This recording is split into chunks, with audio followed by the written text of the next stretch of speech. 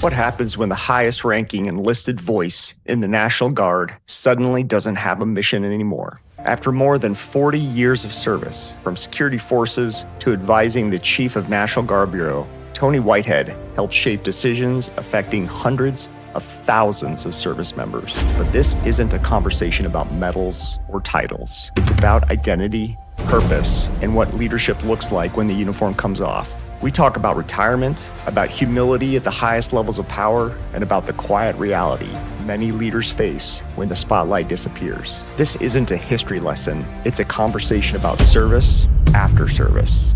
I'm Mike Camoras. This is Voice for Valor.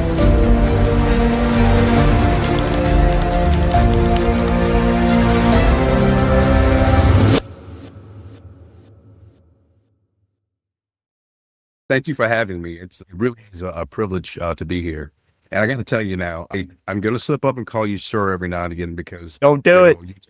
We're decades. It's hard. It's really hard. But I'm excited to be here, and the banner that you're carrying, I could not be more humbled to be a part of it. Well, I'm so honored to have you on the show today. And I do the same thing, working for General Sasseville, even though we're retired and out of uniform, I'm still calling him sir at work. So I understand. But let's start off with, when you look back across your life, before rank, before titles, how do you define service? Wow. It's one of those things where, to me, service is using the background that you have and you've had and put it into play, put it into motion, and then understand exactly what it can do for others. And I guess I need to preface that, or should I say explain that by saying, growing up the way I did, there's 8 of us, so, and 7 of us still remain. And there were 5 different fathers between us 8 kids. And the one thing that my mother told us, and she was not married, so I think that's important too. The one thing she told us that, based on, our foundation, we don't have the room to judge anyone. But what we do have is an opportunity to be, one thing, as a family, and 2, look out for each other. And I never thought that going into the armed forces that would matter. But when and I heard you talk about the other day on the other podcast, when you think about your background and the different walks of life that we come in contact with, I think our background sets us up for service, not only for service to our community, but more importantly, when we join the armed forces, it's like we were meant to go there and to use where we came from to not only impact the lives of others, but to let them know that where they were or where they're from doesn't have to be the end all, the be all to where they can be. And I tell you, I am blessed because I had that foundation, even though anybody would say, hey, who wanted to grow up poor? Who wanted to grow up where, you had, 8 to 9 people in a very small, compact, space. But hey, when you think about it in retrospect, that's how we start our armed forces career. And it just blossoms from there. And I'll say that's how my life started, and that's how my career started. And I believe both of them began the way they did because it was supposed to happen to get me to where I am. 8 brothers and sisters. I just had a conversation yesterday with a very prominent nonprofit here in the Washington, D.C. area that does a lot of veteran-related issues.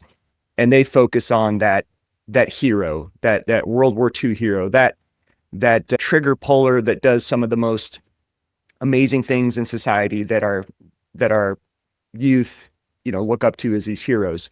And I told them that my channel, my message is more about how do we show that everybody is welcome in service, and service isn't just that prototypical hero that you see in the movie. It's all walks of life. You've seen many of my podcasts. I've spoken to people from the trans community. I've spoken to people that came from wealth, that came from poverty, but really it just came down to service. And so that's what I love about you, is that you look at those times where you were struggling as a young kid and your mother was trying to make ends meet, and you use those as tools for your leadership. And it's striking how similar we are. It really is. Yeah, you're spot on. Working with, I'm at Veterans United now as a military advisor. And so I work with some other service and enlisted advisors, obviously retired. And the one thing we did when we were introducing ourselves to the president of the company was that we talked about our backgrounds, and we started looking at each other like,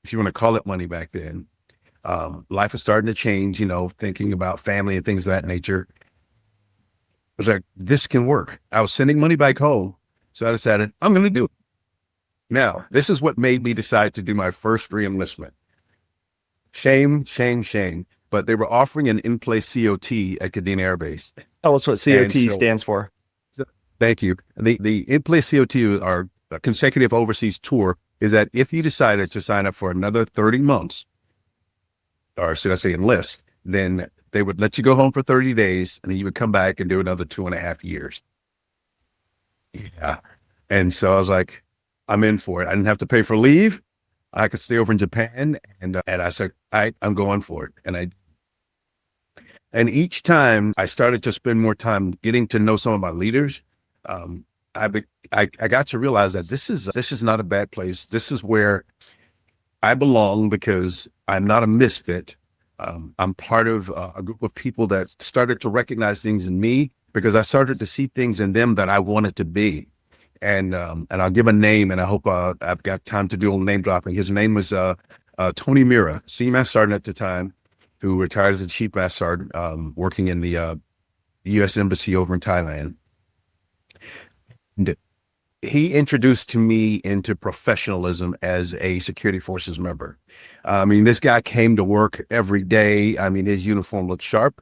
Um, his family was sharp, but the way he carried himself, I mean, he was this great guy that just everybody just looked up to because he was tall too. But then when I started working for him directly, one of the Fridays he brought me into the office and he pulled out, I mean, I can say now statute of limitations, but I was old enough to drink then. He put a bottle on his desk. He said, "This is an Aloha Friday."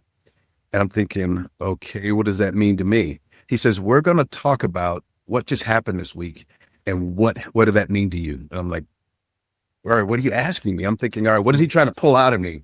But he just wanted to know, how I felt about one, my career, two, about the job that I was in right now and what I was going to do next. And he gave me a space to do that. And I didn't know that the word safe space, was what that was, but that's exactly what it was to talk openly and honestly about how I felt about where I was, what I wanted to do and where I wanted to go. And then of course he would offer me advice as well. And it just kept happening every time I went from one installation to the next. It was always a new experience, always different people that I met, not realizing, and if I started to ramble, cut me off, that, basic military training sets you up for success if you think about it. But oftentimes we don't think about it until in retrospect, is that they put you with a group of people that you don't know, and they challenge you to start to get to know them and start to look for strengths and weaknesses in the people that you do and build a team. And therein lies the genius of the armed forces, is that every assignment that you go to, you do the same thing, but you do it quicker because oftentimes it's about getting there and getting to understand the mission. And then boom, you're off to the races. But what you do, especially as you become a leader, is that now I'm starting to think, not only do I have to get to know the people, but I've got to understand what makes them tick and then let them see a little more of me to realize that, if they think that I'm a Superman, there's a very good chance some of the best people in an organization are not going to give me their best because they're thinking, hey, I'm not perfect. So if I'm not perfect, there's no way I can reach the standard of Tony Whitehead. And truth be told, as you just talked about, and I mean, you're a great example of that too, is that the reality of who we are, the humanity of who we are, is what makes us the best leaders. We bring out the best in people by by showing them that we're not the best in every area of our life. So much to unpack there. First off, you started off with, you came from a family of 8. So you're already fighting for that identity to get the attention of your mother because you have competition amongst your siblings. Then, you're the Kevin Hart of the family. You're short in stature, but you're this muscle-bound guy. So you have to overcome the fact that as a youth, I imagine people, teased you or gave you a hard time. Then you go off to South Dakota, right? This kid from Florida that's never seen snow, and you probably haven't experienced as much wind as you did in South Dakota. But you go there, and my first assignment was Cheyenne, Wyoming, F.E. Warren. Woo. And people are like, oh my gosh, I'm so sorry for you. But those struggles of being in this foreign environment and embracing the suck, if you will, developed the best friendships that I still have to this day. And that was 25 years ago, right? So it's been proven time and time again. You put people in uncomfortable situations, they come together. And it's the same thing with, you going off to Japan and this senior leader taking you aside and having that beverage and getting that time to mentor you. It's, basic training, all these things. It's just like sports, which I really wish, more kids played sports today because they break you down, right? And then they build you back up as a Career. team. I remember football players complaining about in August before school started, they're doing 2-a-days or 3-a-day practices, and it's designed to break them down. So they're dreading that second and third practice. And by the third or fourth day of doing this, the kids are hating the coach, but they're loving one another, right? And that's what it's all designed to do. And so I just, you are literally living that recipe of proven success of breaking them down and building them back up. And so that leads me to my next question for you is, what leadership lessons from those early years never left you? I think one of the first ones was, and it was a difficult one for me to see because you mentioned something, a little nugget there, with capturing my mom's attention in a group of 8 was that I didn't know I was an introvert because I kind of pulled back and was always observing people. So I never realized that people were observing me. But I think the first one, a leadership lesson I learned was to be approachable. Because when you're dealing with, and of course some of the positions you've had as well, you're dealing with people from different walks of life, especially those that have gone on to come from Ivy League schools, and they're wearing the stars and so forth and so on. They seem unapproachable, but that's not the case. And oftentimes we're blessed when someone sees us, and maybe they even know that about us too. Not that we're unapproachable, but that we need to understand that they're approachable. And so the folks that I met early in my career, they did that. And it was one of those lessons that stayed with me that, as I progress, don't ever get to the point in my career or any position that I may have in my career that I cut people off, because those are the people that helped me to get to where I am, and they're helping me to be successful where I am. So how do I close the door on them? Yeah, that was one of the first ones. And now to look at it in retrospect, I sound like a grown up now. When I think about it in retrospect, that was probably one of the first leadership lessons I learned, was to be approachable. What point in your career did you have that courage to go out and ask that senior leader for mentorship advice? I would say when was I a staff sergeant? Yes, I was over in Korea. And that's one of those places too, where when you go to Osan Air Base, where everybody's there for a remote assignment. So you really get to know the people that you're living with and you're working with on a daily basis. And without families there, you start to rely on each other and you start to talk to each other more. And so talking to one of the superintendents there, I wanted some advice about how do I go about going to what's next? Because I'm having a great time. I'm starting to realize there's got to be more to the military than just a great time. And so the superintendent said, listen, one, he said, this overseas stuff is fantastic. He was from the South and he had that accent. He said, this overseas stuff is fantastic. He said, but this can't be the end all and be all of your career. He said, you got to move on. And I wasn't thinking at the time that I was going to have a full career, but of course I was just continuing to say yes every time an enlistment came up. And so when he talked to me about the fact that if you're going to have a career, there are certain things you got to do, certain places you got to go. And I'd already done my first level of PME. He says, but you got to add to it. But if you don't, he says, then you're making a decision that where you are is where you're going to be. Didn't make sense to me because I'm thinking, I'm not going to be in Korea. But that's what I was talking about. He's saying, if you're going to be stagnant, that's going to be your choice. And that's where you're going to be. And I was like, wow. But I didn't realize also, Mike, I said it out loud. It's okay. Get used to it. And that's, some of those other little lessons, those nuggets that I was getting from other leaders and even my peers about talking openly and honestly with other people about their careers was something that would kind of come back to bite me in the butt, if you will. It's like, okay, now I'm listening to this advice, and am I going to take it? And I took it. And I found myself going to Howard Air Force Base, Panama. You think another overseas assignment. However, I'm getting there right at the end of Operation Just Cause. And at the same time, my mother was battling cancer. And she had been, but then I had started to really take hold. When I got there, they were like, "Hey, what are you going to do?" And I was like, we have another choice what we're doing here. I mean, you still got, armed guards in different places in Balboa City. So it's just, I'm going to be security forces.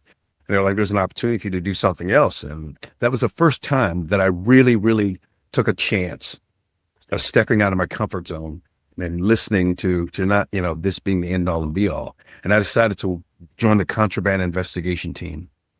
And when I did, that meant I was going to be pretty much a plainclothes cop in Panama, working with contraband, working with, things that are happening illegally, inside and outside the installation. And it was one of the best decisions that I made because I learned that one, I could do something different. And two, I was working with the different branches of service, and a guy from the Navy, Billy from the Army. We, as a matter of fact, we met for Clayton. And one of the things he taught me was you have to have coffee with every meal. I was like, okay, I don't know what that means, but he was very proper, and he believed in that. He was pretty cool. Anyway, that's a sidebar. But I learned that working with different services, they were having some of the same challenges I was. And I learned to be a better listener than I ever thought I could be, because now I'm starting to really get to know people that I would have never met before, and not realizing I was being set up for what was going to happen next. And so I would say that's where things changed for me at Osan Air Base, Korea, and then sending me to Panama and finding out, obviously things are contentious at the time over there, but I was being exposed to people from different branches of service, different levels of education, different walks of life, in a totally different way. And it changed the way I saw things, especially when I talked about my mom too. It brought about a whole different level of humanity for me. I just keep coming back to your youth. Let's think about that young listener, which I hope we have these, these high school, middle school age listeners that come across this podcast someday. You come from a family of 8. You go to South Dakota. You go to Japan. You go to Korea. You go to Panama. How many kids out there right now are in their homes, surfing TikTok, playing video games, thinking there's no opportunities for me? You raised your hand, you joined the Air Force, and you've already seen half the world by what's your age at Panama? I mean, this is just, there's so many opportunities through service that our youth just don't recognize today. And perhaps part of that is that we don't have those recruiter interactions anymore that we had with our youth. Yeah. But this just leads me onto my next thing. So here you are, you've gone to all these locations, but now you're also getting the opportunity to deploy. You've been in support of Southern Watch and Enduring Freedom. How did those experiences change the way you thought about readiness and leadership? Wow. Okay. If you don't mind, I'm going to hopefully make a public service announcement to that nugget you talked about with our youth. Chief, you have led over 300,000 airmen. You say whatever public speaking announcement you want. You said something so important that sometimes it gets overlooked by a lot of folks in uniform, is that, where we come from, sometimes it doesn't lend itself to some of the experiences that we're going to have in our life, especially in our uniformed life. I recall, and I'm sure you probably have, especially as a commander and some of the troops that you had to listen to, they talk about some of their backgrounds and how tough they were, or even you hear people, places you've been, that talk about how tough things were. And when I hear and I see people now, especially on the civilian side, that talk about, one, how tough things were, how tough things are, and even sometimes how tough they are, and they have an opportunity to get out of that. They have an opportunity to go and do something better. And they're terrified to leave the comfort of chaos. And that really, that's a head scratcher to me. You're terrified to leave the comfort of chaos to go into order and structure. And if you're listening, please, please, please, and anybody that can share his podcast with anybody else, there's got to be something that we can do, say, be or hear, to make them understand that you've got to look at where you are and say, if you want better, sometimes better is not going to be where you are. You've got to get up and go. If you can't pack a suitcase, take your backpack or even just take your wallet and go.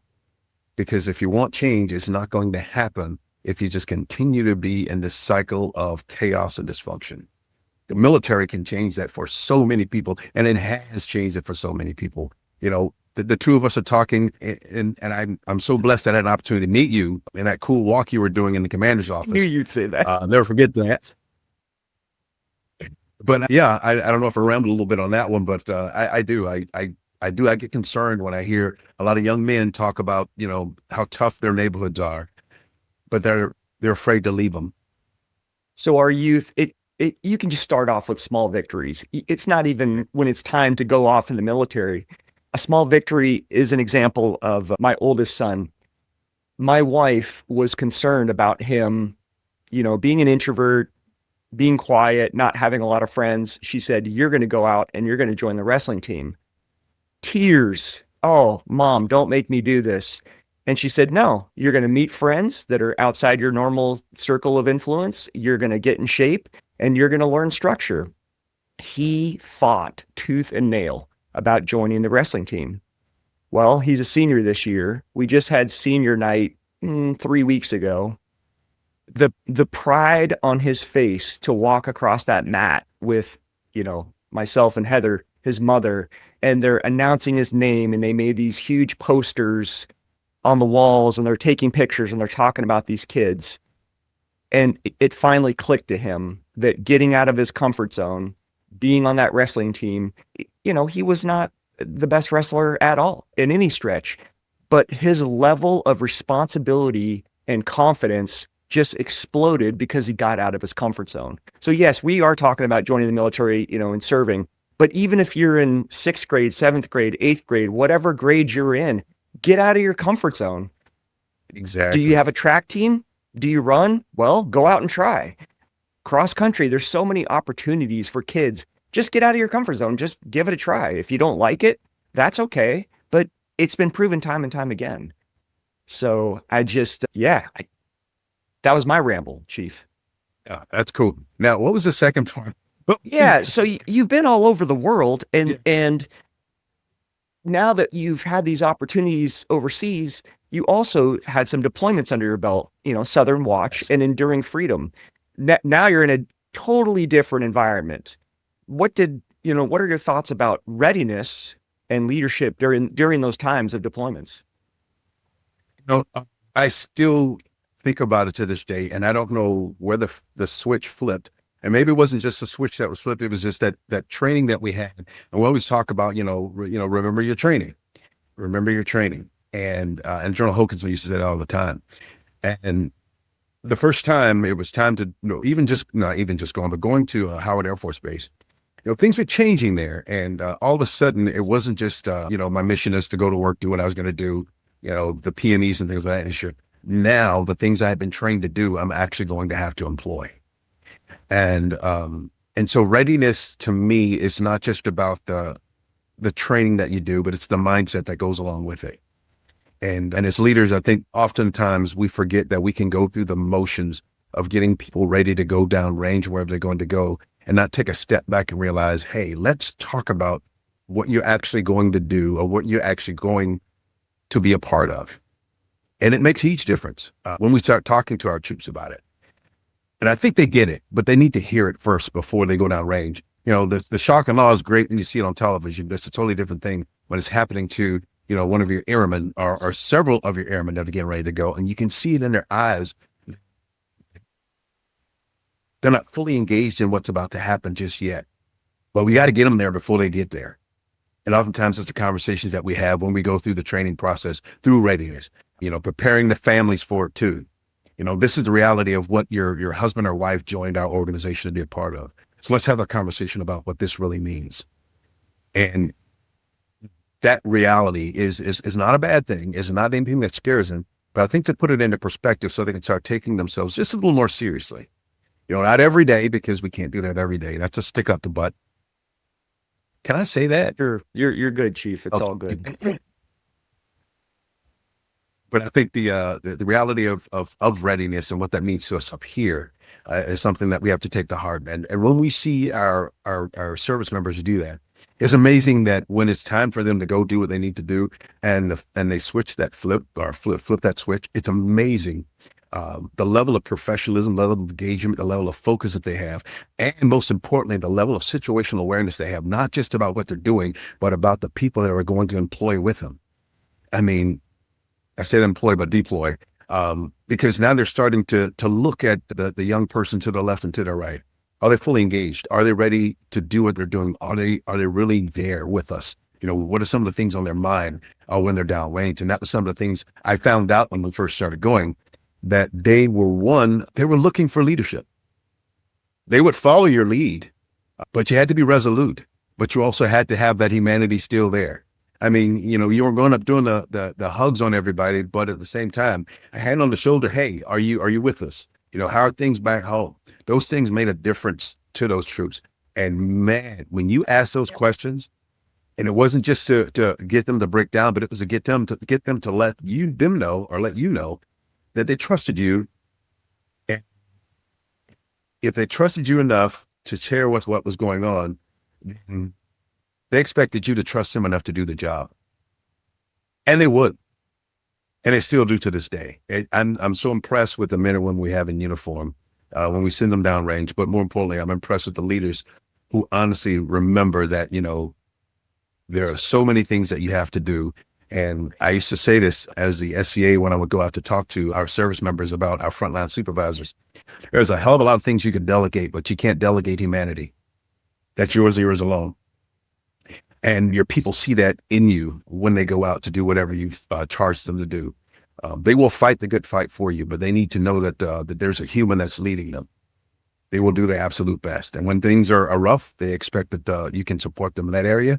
And when they rebound, they'll go out there and they'll kick ass for you every time. And I've seen that at every level or phase of employment and deployment that I've had to do in my career, from Just Cause, from Southern Watch, from Enduring Freedom, and especially, okay, I'll stop with this one. This is one where it kind of hit me at home. We were getting ready to go out of the airport, and one of my airmen, security forces, his grandmother was there.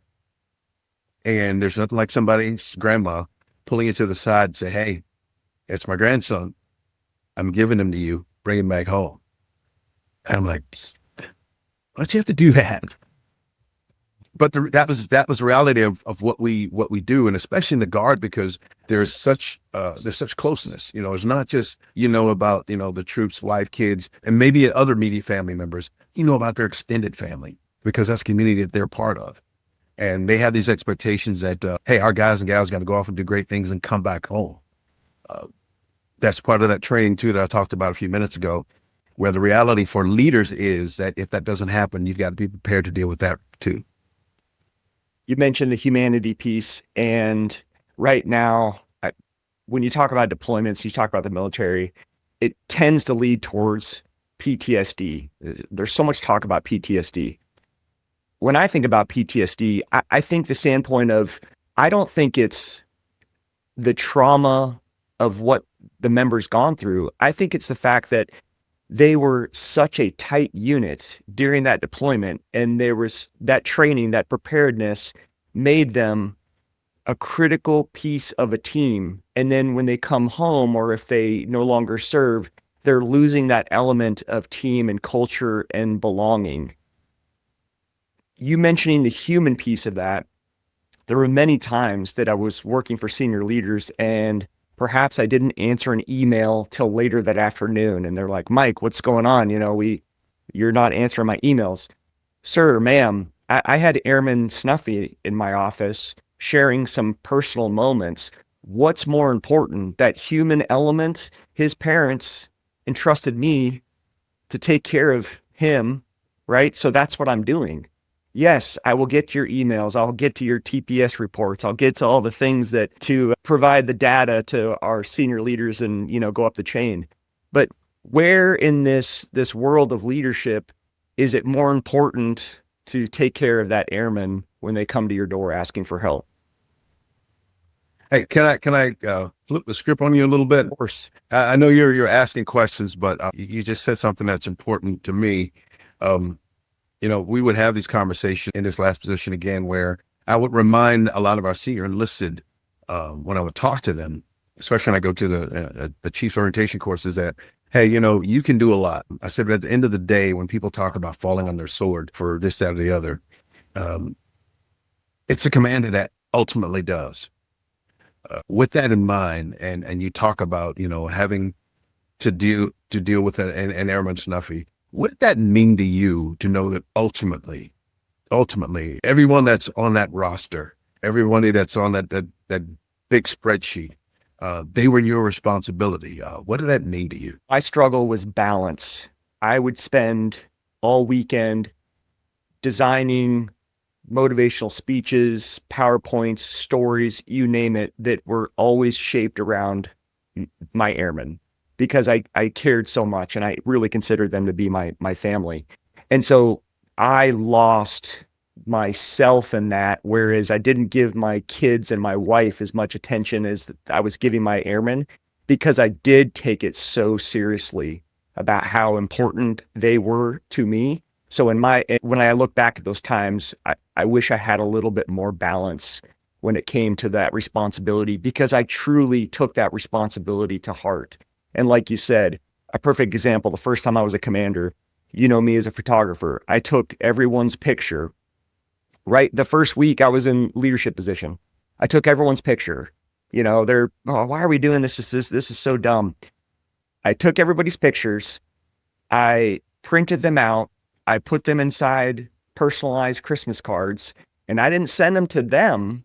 I sent them to their spouse and their parents. And Heather and I just flew down to Charlotte for the Christmas party, which I was the commander there before I retired a few years ago. I was the commander down there. And so they invited us to the Christmas party. One of those airmen, who's now a chief master sergeant, pulled me aside. And once again, he didn't know me. I had just met him as my time as the commander down in Charlotte. He pulled me aside and he said, Mike, that picture you took of me is still on my wife's bedside table.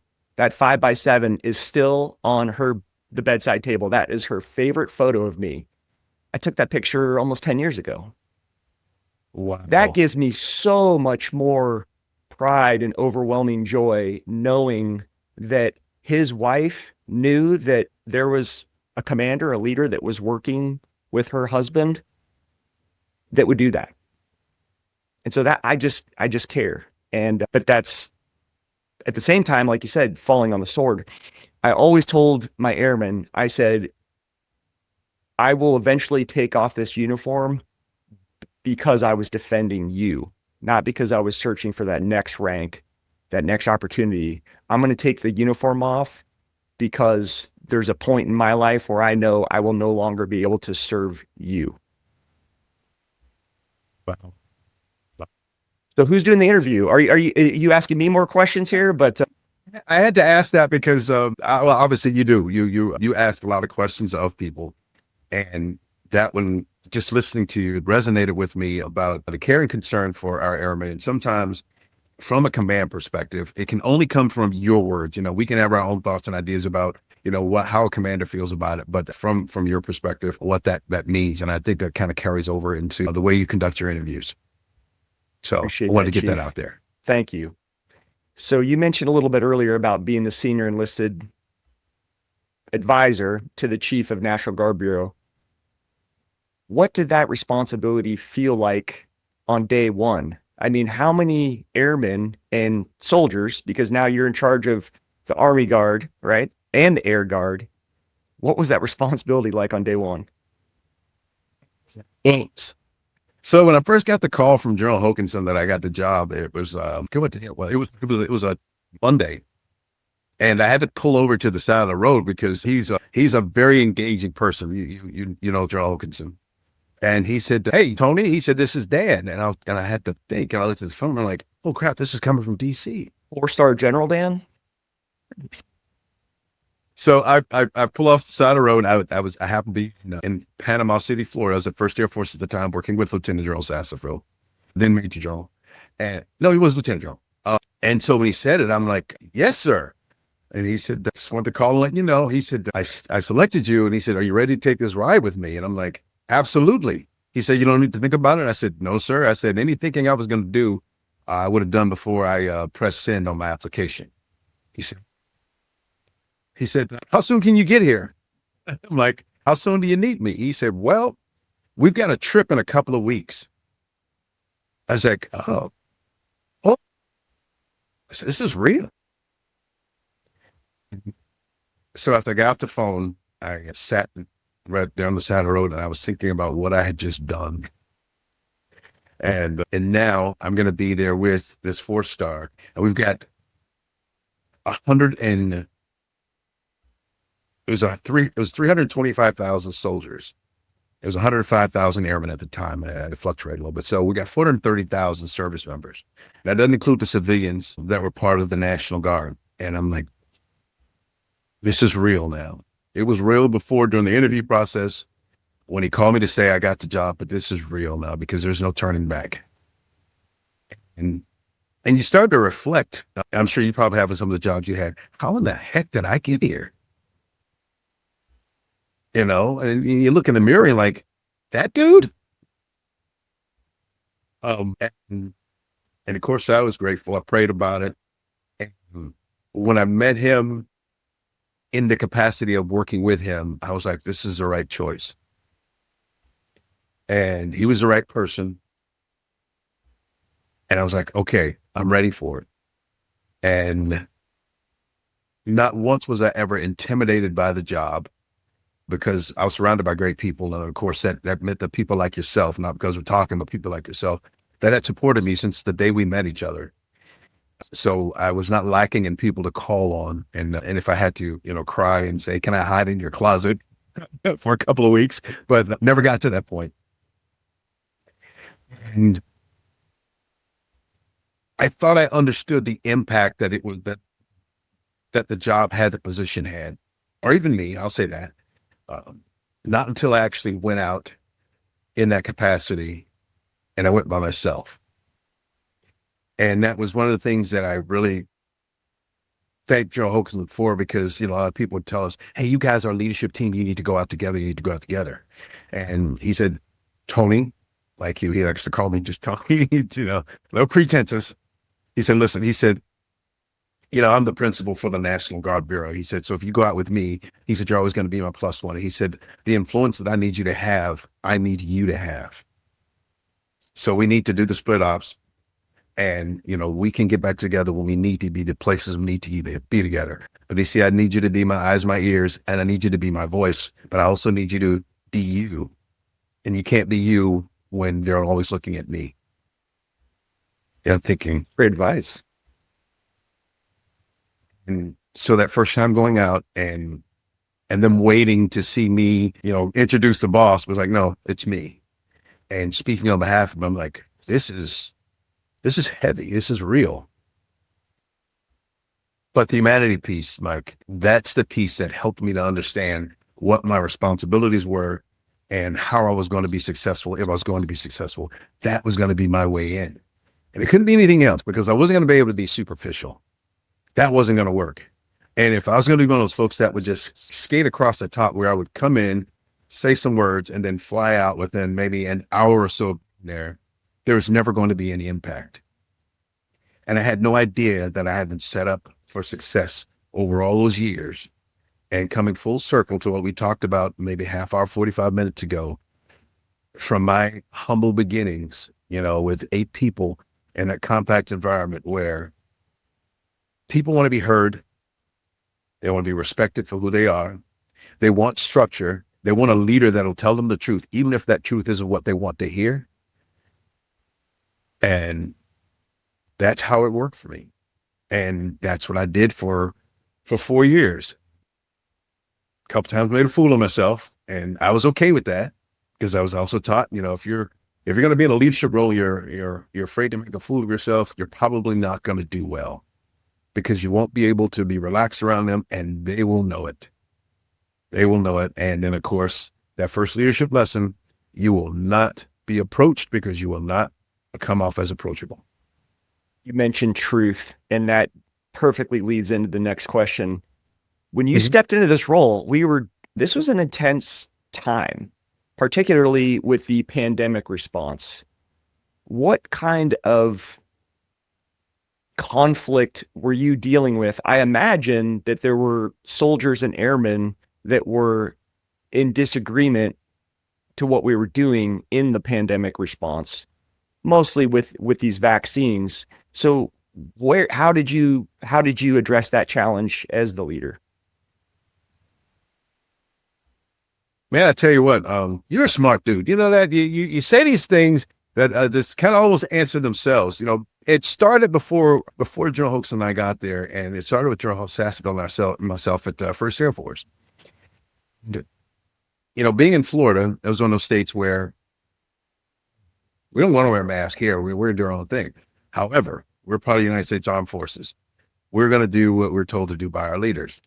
And we were working our butts off and working with Joe Sasseville. And of course, being quite the gentleman, he said, "Hey, we're doing great things." He said, "But listen, you're going to have to go home." I'm like, "Sir, if you're here, I'm here." He said, "No." He said, "Both of us can't be here because if something happens to both of us, that's not good. So you have to go home." And so that's part of the service piece is understanding that you want to do everything that you can, but sometimes what you need to do is you need to get out of the way so things can get done. And then working with General Hokinson, it was, we have got to lead from the front.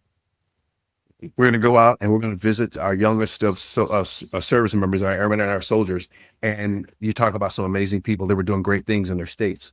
We're going to wear a mask everywhere we go. I tell you what, man, I had never picked my nose so much, and it wasn't me. It was, I mean, everywhere we went in the Pentagon, we had to have a COVID test before we went in. And General Milley was going to have his meetings. So we had to do that. And we were not going to meet with him until we had a COVID test.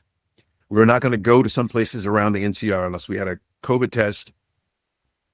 We're not going to go, especially visiting states, until they had went up our noses and we were wearing masks everywhere we went. And we went there and we dealt with those challenges that you were just talking about, where some didn't want to wear a mask, others knew they had to. We're dealing with folks that didn't have employment anymore, and these are some of our guardsmen. You know, and we employed as many as we could, you know, through temporary orders, and it was not just to do it, but because they were servicing the community. And so we had to deal with those challenges too, to answer those questions about, you know, from the families, you know, what are we doing to help them out? And we were very honest and open. We could do as much as we can, but when we couldn't do any more, that's all we could do.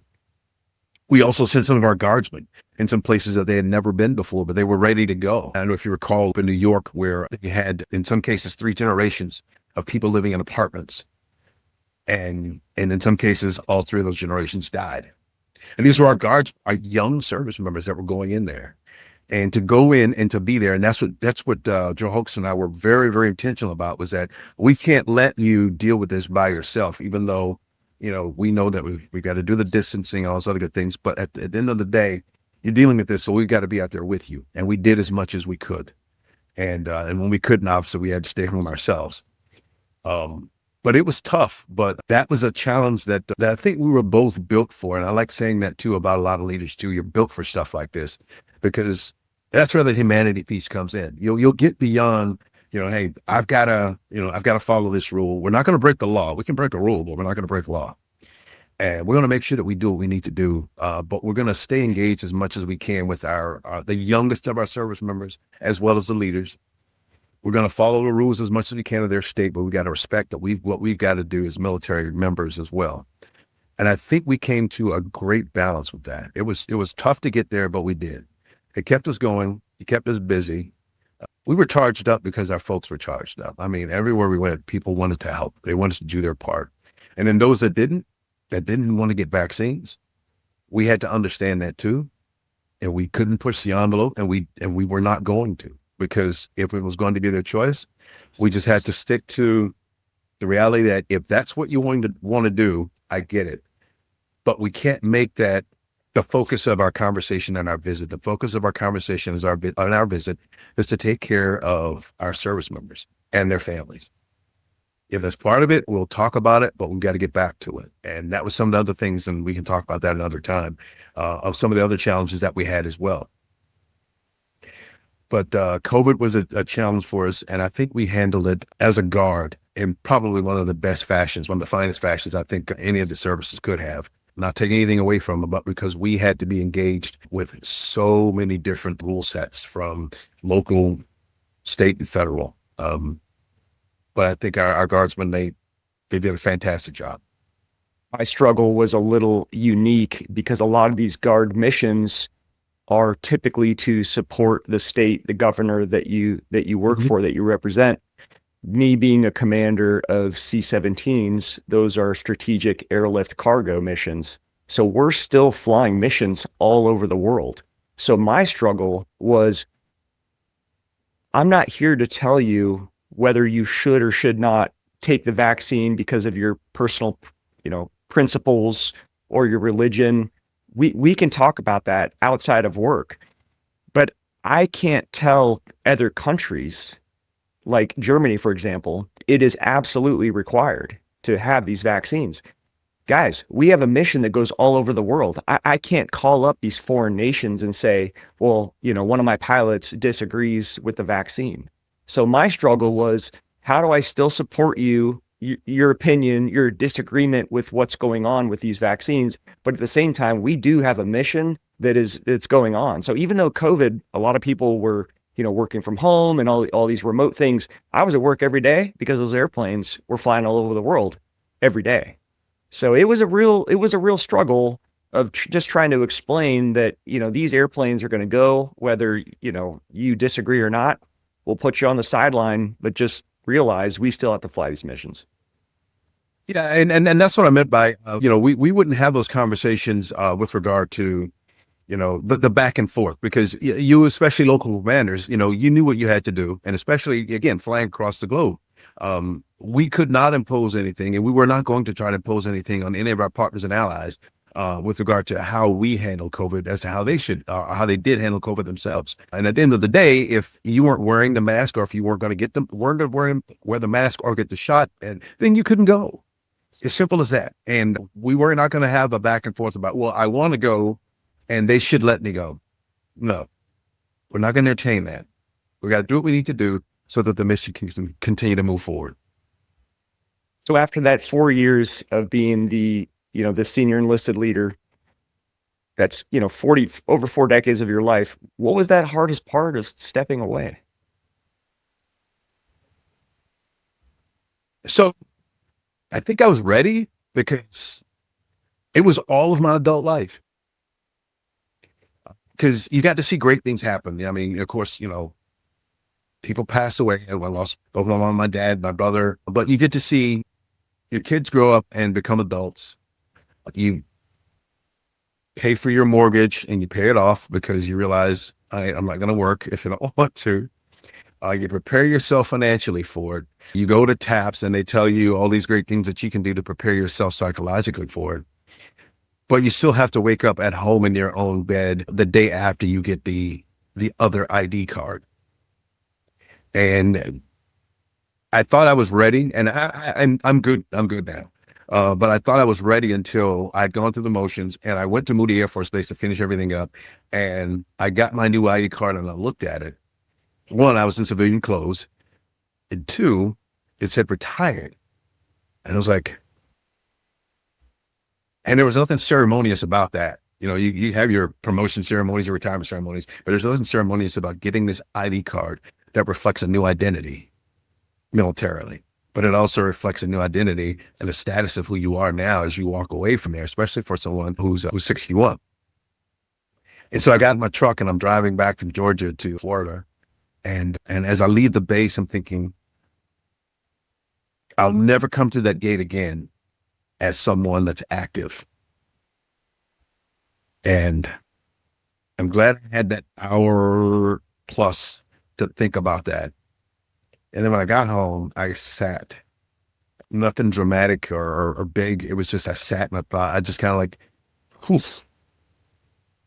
And then a couple of weeks passed by, and then I realized my entire career, especially in the last 15 or so years, The military was a forcing function. Even though we're leaders and we know how to take charge, we know how to lead from the front, go out and get things done and be proactive. It was still a forcing function in that, you walk in every day and there's an agenda. God bless Christopher Prano. Yeah. But it was always, this is what's going to happen today. After a couple of weeks of realizing that, they talk about morning routines and yeah, I have them now, but it was all going to be on me because I wasn't dashing out the door to go and find a job. So I had to okay.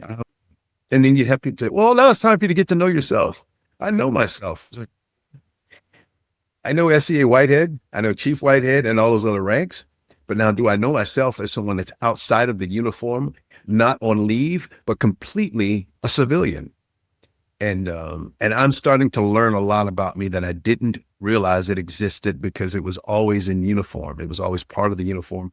So it's part of the mantra. And so we've talked about it. And so now I'm hungry to do something where I am the forcing function, and that is to get involved in our community, especially with young men in particular, and to get them working in the workforce. I got a couple of consulting gigs that I talked to you about. I'm a military advisor at Veterans United. And also I'm part of the uniform benefits board for Blue Cross and Blue Shield. Still working with our service members and their families, but still of course giving me an opportunity to be Tony Whitehead and not SEA Whitehead because I needed to leave that. And I said all that to say this, and as you can tell, I'm rambling every time you ask me a question. I'm in a comfortable place now where I'm happy with the fact that I served that many years and I gained so much, and I'm ready to put it to work because it's needed.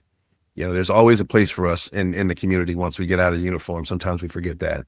It's always an opportunity to give back. And it's not something that we do because, you as a commander, it's like, okay, these are some things that we need to do to get our folks out there in the community. This is something that I need to do because, my country has been great to me. And I see that there's a need for it and I want to do it. And I'm not looking for recognition for it. I'm looking to do it because I care and I want this place to be better than it was when I leave. For some of our listeners that this is the first time they've heard you speak, I want to let them know the level of responsibility that you held during those last 4 years in the Pentagon. The Pentagon are these halls of just prestige and history, and they have a thing called a clap out where hundreds of people line the halls as these senior individuals come to their retirement and to walk out that building, like you said, in uniform for the last time. For the folks listening or watching this, Chief Whitehead, the man you see on the screen, there are hundreds of people clapping, high-fiving, saluting, saying thank you for your service as you walk out the halls of history onto that next chapter. I just, you're such a down-to-earth human being that people really need to realize the level of responsibility and respect in that position you held. And so for you to walk out that door and now be doing some of the things you're doing now to continue to impact that next generation, I just really want them to be aware. Because when you think about your next chapter that you're in now, what kind of impact do you still want to make? Okay. For the clap out, I got to tell you, I was nervous, man. I'd be nervous too. I was afraid that I was going to cry the minute I walked out my door because, and even to hear you talk about it, wow, it was humbling because, after so many years of service, I was ready to go. The finality of it, it's very real when some of those things started to happen. And that was one that I knew was going to happen. And I was very nervous about making that walk. And I was intentional about my sister being with me because she was the one that was with me, and my mom, she was driving and dropped me off at the MEP station. So the very day that I went off to join the Air Force, she was the one that did it, Michelle. And then my last day of service, or at least the day of me in uniform, before I went off to those ceremonies, it was her that walked me out. So that was important, but it was. Anyway, all right, now, so where we are today, I don't know if I would have been able to have the thought process that I have now if it hadn't been so. for some unbelievably impactful people. And again, you and I are talking, and I don't know how it happened to where this kinship would just click from where we worked in our General Tahiri, but it did. And I think it's because of just the man that you are. But and I think it's good men like you that challenge me to want to do more, because you always know you do, but there's always people that you have these conversations that remind you that, that there's goodness out there, and it's incumbent upon us to bring it out of others. Remember that as are the young men and women of our community. And hopefully this doesn't hit anybody the wrong way, but especially the young men in our community, because we need them to be those leaders, that they've been created to be. And unfortunately, sometimes we see that it has not happened. You talked about your son, and I think that's great, but there are so many others that won't be blessed to have a mom and a dad like you, um, to challenge them to get out of their comfort zone, or even inspire them beyond some of the chaos and dysfunction that they find themselves in. And it may not be because they don't have two parents in the household, but because someone else doesn't challenge them with the right words, or even just the presence to say, there is something greater for you outside of where you are. And so I think that's where all those years of service, all those years of being a senior enlisted advisor, all those years of being a commander, where you can see it in the eyes of the young men and women that are looking for someone to challenge them out of that place where they just don't, they know they don't belong. They know they don't fit, but they don't know how to get out of it. And so that's what I want to do with the rest of my life and my energy. I mean, it's okay to make a dollar or two, but we're not going to be here forever. Our sons and daughters are going to grow up and want spouses, want communities, want careers, and it's up to us to prepare them for it.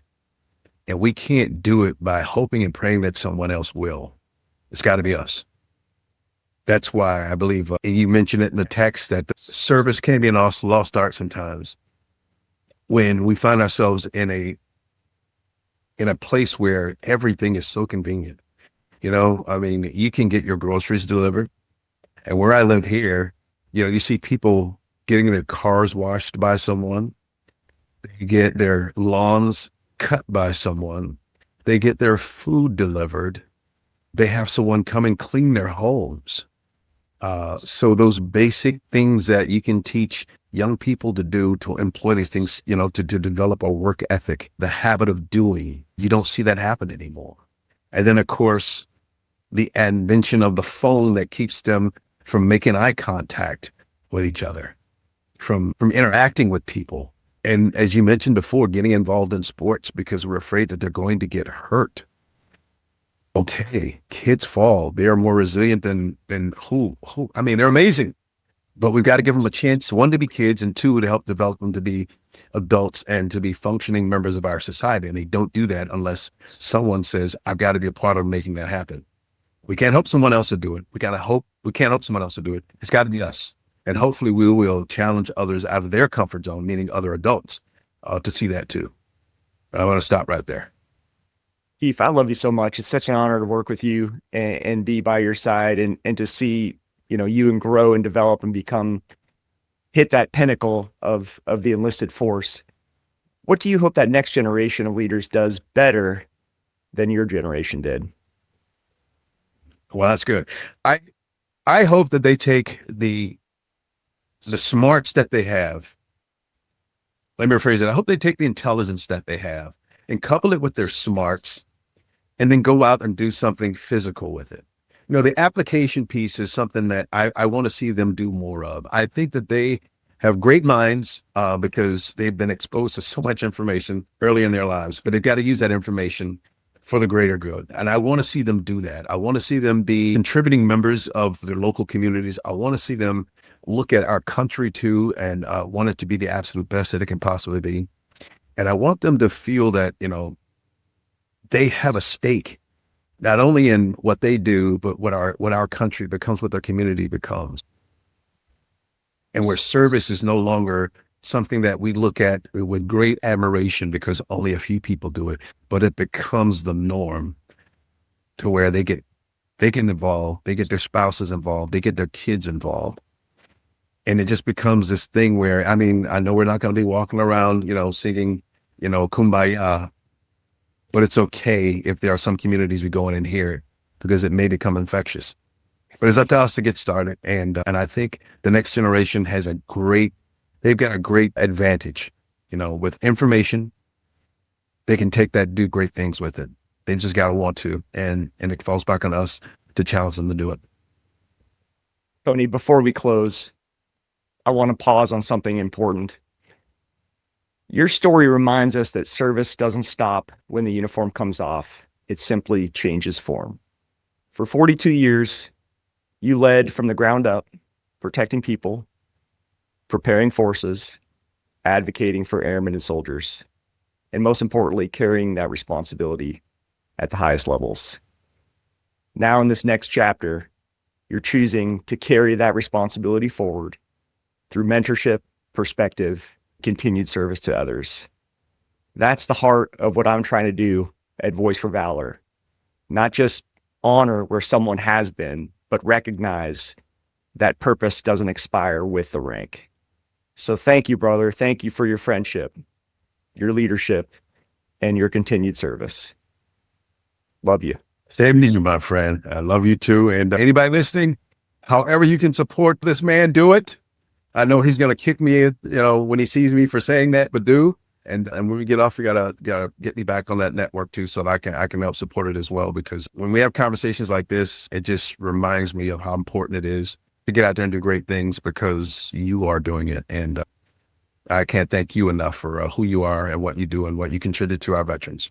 Thank you, Chief. Appreciate it.